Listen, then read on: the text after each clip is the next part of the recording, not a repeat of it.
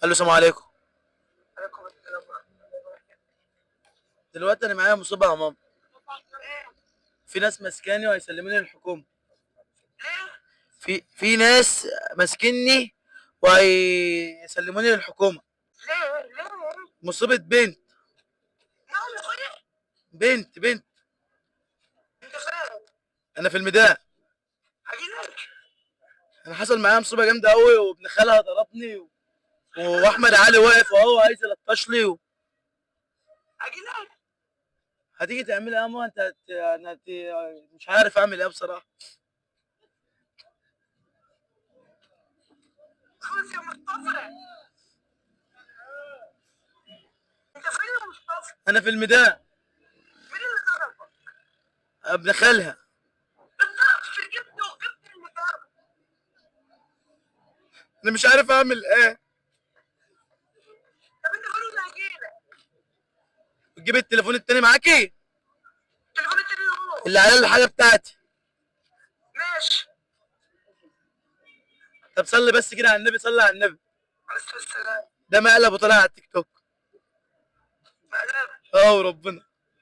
هو ايه اللي مقلب يا مصطفى؟ وربنا مقلب مع المصري في الشارع.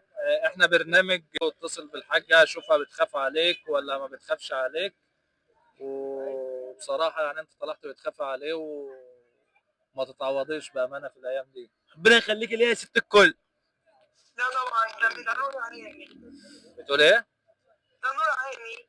نور عينيك، ربنا يخليهولك وتفرحي بيه. واسفين ان احنا لو ازعجناك ولا حاجة. ربنا يهديهم يا رب. ربنا يهديهم. ماشي يا ست الكل. ازعاجها. ماشي طبعا. عايز سلامتك يا مصطفى، خلي بالك من نفسك. ماشي يلا سلام. على فكره هي اصلا تعبانه، دي مصيبه. تحب تقول لها ايه بقى؟ بصراحه مفيش ام زيها في الدنيا. اشيل جزمتها على دماغي طول العمر، وربنا يشفيها يا رب. ست الكل ام مصطفى. ست الكل ومصطفى. تقول ايه اللي بقى للناس اللي بتتفرج علينا؟ محدش يزعل والدته بجد.